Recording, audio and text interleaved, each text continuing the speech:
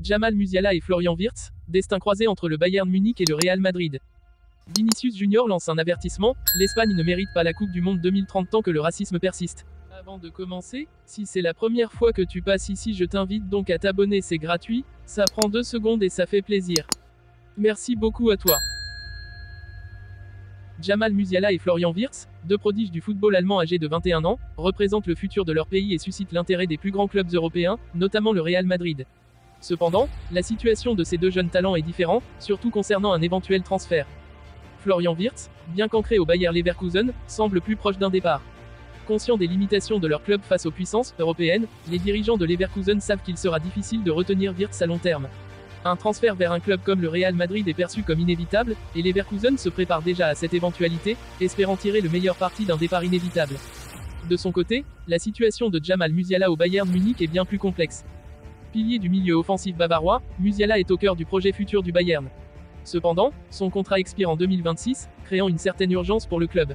Si une prolongation n'est pas conclue rapidement, le Bayern pourrait se retrouver vulnérable dès l'été prochain, face à des clubs comme le Real Madrid, prêts à saisir l'opportunité. Fabrizio Romano a confirmé que les négociations sont en cours, mais aucune conclusion n'a encore été trouvée. La perte de Musiala serait un coup dur pour le Bayern, surtout après le départ probable d'Alphonso Davies vers le Real Madrid l'été prochain.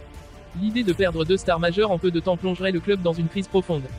Du point de vue de Musiala, rejoindre le Real Madrid est un rêve partagé par de nombreux joueurs. L'idée de jouer aux côtés de stars tels que Jude Bellingham et Vinicius Junior est alléchante, mais il pourrait aussi craindre de ne pas avoir le même statut qu'au Bayern. En Bavière, Musiala est considéré comme un élément clé autour duquel l'équipe pourrait être construite, lui offrant un rôle central que peu d'autres clubs pourraient garantir.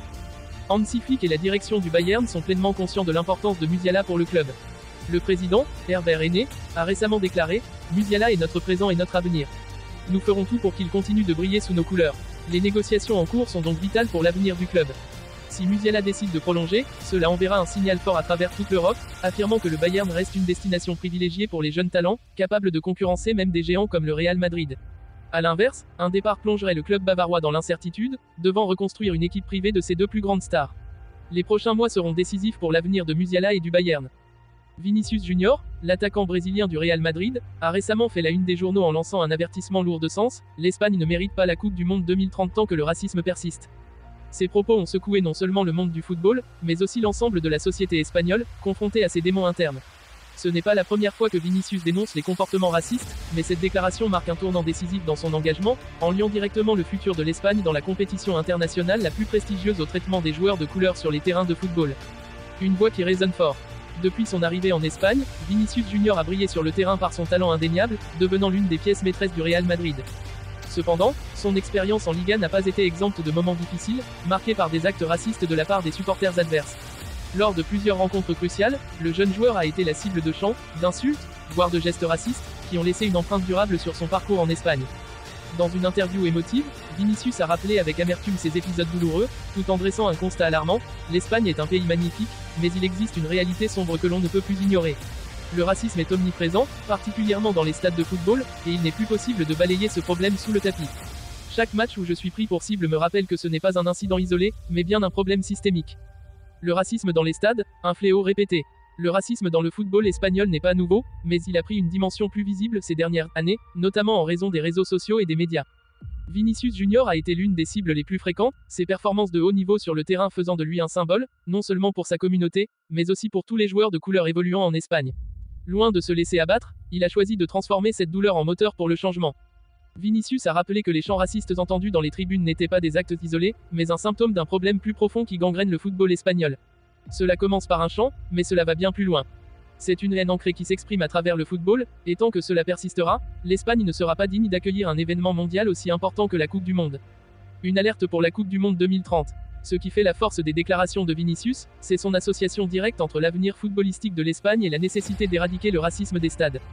La Coupe du Monde 2030, pour laquelle l'Espagne est en lice avec le Portugal et le Maroc, pourrait devenir un levier de changement ou, au contraire, un symbole de l'échec à résoudre un problème sociétal majeur.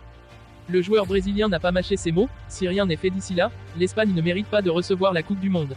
C'est simple. Comment peut-on prétendre organiser un événement qui prône l'unité et l'inclusion dans un pays où le racisme est si enraciné dans la culture footballistique ? Le message est clair, si l'Espagne ne prend pas de mesures immédiates pour lutter contre le racisme dans le football, elle pourrait voir sa candidature sérieusement remise en question. Cela soulève également une question plus large, quelle est la responsabilité des organisateurs internationaux, comme la FIFA, lorsqu'il s'agit de confier l'organisation d'une Coupe du Monde à un pays confronté à des problèmes systémiques de racisme? La candidature de l'Espagne, autrefois considérée comme favorite, pourrait être en danger si les voix comme celle de Vinicius continuent de s'élever et de trouver un écho mondial. Réactions contrastées et pression sur les autorités. Les déclarations de Vinicius ont provoqué une onde de choc à travers l'Espagne et au-delà. Si de nombreux supporters, joueurs et personnalités publiques ont exprimé leur soutien aux joueurs brésiliens, d'autres ont tenté de minimiser l'ampleur du problème. Certains affirment que le racisme dans le football espagnol n'est qu'un reflet de la société dans son ensemble, tandis que d'autres pointent du doigt un manque de volonté politique pour combattre ce phénomène de manière efficace. Du côté des instances dirigeantes du football espagnol, la réaction a été plus mesurée. La Liga, tout en dénonçant officiellement les actes racistes, a souvent été critiquée pour sa gestion jugée insuffisante de ces incidents. Les sanctions, lorsqu'elles sont appliquées, sont souvent perçues comme symboliques et n'ont pas l'effet dissuasif nécessaire pour changer durablement les mentalités dans les stades. Cependant, avec cette déclaration de Vinicius, les autorités du football et les politiques espagnols se retrouvent face à une crise qu'ils ne peuvent plus ignorer. La pression monte, tant au niveau national qu'international, pour que des mesures concrètes soient prises afin de garantir que les joueurs de couleur puissent évoluer dans un environnement respectueux, sans crainte d'être ciblés par des comportements racistes. Vers une réforme profonde ou une perte de crédibilité.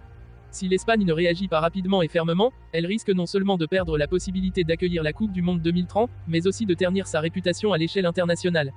Vinicius a lancé un défi moral et éthique, nous devons réfléchir à l'exemple que nous donnons aux jeunes et au monde entier.